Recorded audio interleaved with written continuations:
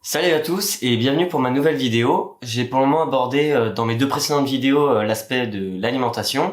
Et dans cette vidéo, je vais tenter plutôt de répondre à la question quels sont les autres axes que vous devez améliorer pour optimiser votre santé.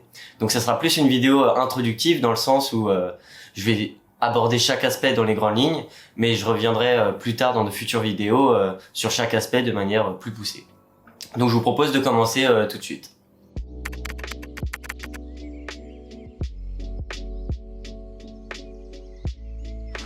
Avant toute chose, il faut définir qu'est-ce qu'être en bonne santé. Donc l'OMS a donné une définition. Elle dit « La santé, c'est un état de bien-être physique, mental et social qui ne consiste pas seulement en l'absence de maladie ou d'infirmité. » Donc on a trois axes sur lesquels agir, l'axe physique, mental et social. Donc pour ce qui est des deux premiers, vous trouverez sûrement des conseils ou des pistes de réflexion, des astuces dans mes vidéos. Mais pour ce qui est du social, c'est en dehors de mon champ de compétences, donc je ne pourrais pas vous donner de conseils sur cet axe-là. Je vais donc vous présenter les 5 piliers sur lesquels vous devez agir pour optimiser votre santé. Mais à savoir, c'est qu'il n'y a pas de hiérarchie en termes d'importance entre chaque pilier. Le but, c'est de faire de son mieux dans chacun de ces piliers. Ça sert à rien de faire tout parfaitement, mais c'est d'essayer d'améliorer chaque pilier et votre santé, elle ne pourra qu'être meilleure. Je vous propose de commencer. Le premier pilier, c'est l'alimentation.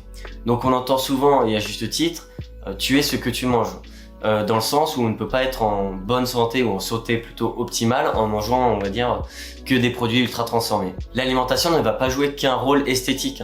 Elle va avoir un impact majeur, positif ou négatif, sur beaucoup de choses. Donc j'ai fait une petite liste. Elle va jouer un rôle sur l'apparition de maladies chroniques, le surpoids, le sous-poids, les tendinites, la mémoire, la concentration, le sommeil, les cancers, le diabète, les maladies cardiovasculaires, votre système immunitaire, l'ostéoporose, la bonne humeur, le stress, votre énergie, vos performances sportives, vos hormones, avoir une plus belle peau, bref, même vivre plus longtemps et en meilleure santé.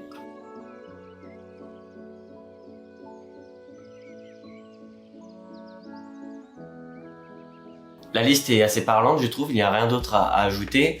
Votre but, c'est donc d'essayer de faire de votre mieux pour améliorer votre alimentation. J'avais d'ailleurs fait une vidéo sur ce sujet-là. Le deuxième pilier sur lequel vous devez agir, c'est le sommeil. Malheureusement, il est bien trop délaissé de nos jours. Les gens dorment peu et dorment mal à cause des réseaux sociaux, des écrans, des soirées, etc., etc. Le souci, c'est que le sommeil a un impact vraiment majeur sur l'ensemble de votre corps, que ce soit physique ou moral. Donc la liste que j'avais évoquée pour l'alimentation, le sommeil va agir exactement sur les mêmes choses. Sachez qu'avoir un bon sommeil et de bonne qualité, donc récupérateur, ça s'apprend. Il y a des astuces que je vous fournirai sûrement dans des prochaines vidéos. Ça demande donc des efforts, ça demande du temps, mais le jeu en vaut la chandelle.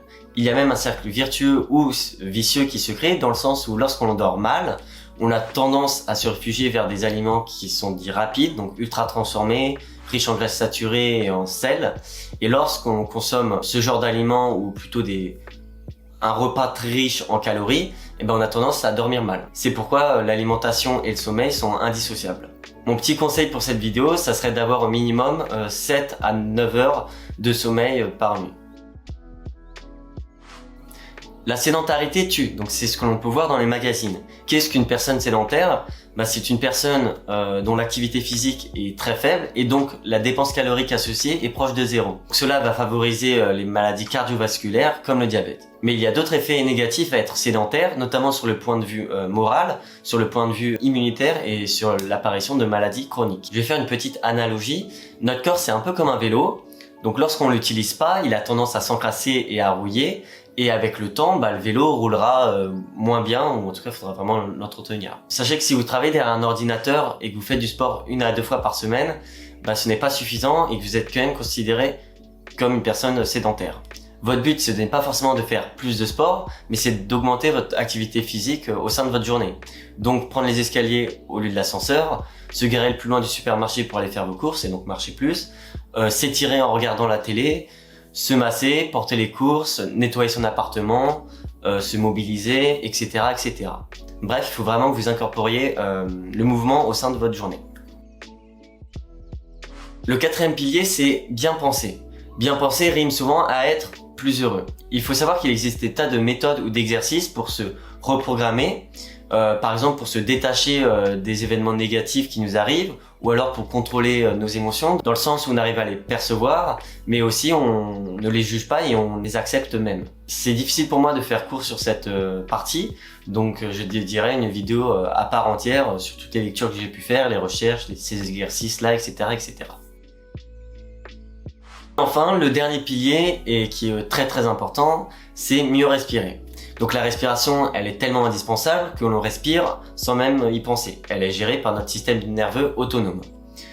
Malheureusement, notre mode de vie qui, disons-le aujourd'hui, est très stressant, très rapide, où on est sursollicité auditivement et visuellement, et il modifie notre schéma respiratoire. Ce dernier a un rétrocontrôle sur l'ensemble de notre corps, donc sur notre fréquence cardiaque, nos émotions, notre stress, donc notre prise de poids, etc., etc.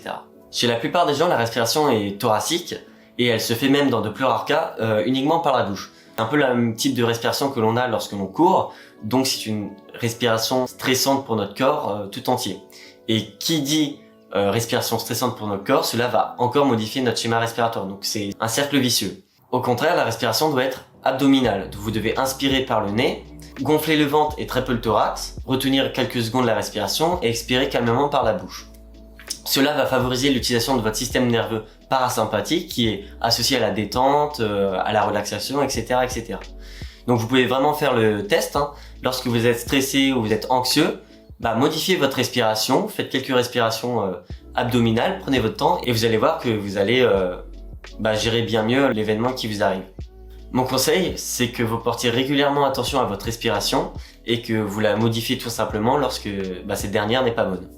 Voilà, c'est la fin de ma vidéo, donc je vais récapituler. Il y a 5 piliers sur lesquels vous devez agir: l'alimentation, le sommeil, la respiration, le mouvement et mieux penser, donc effacer les pensées négatives.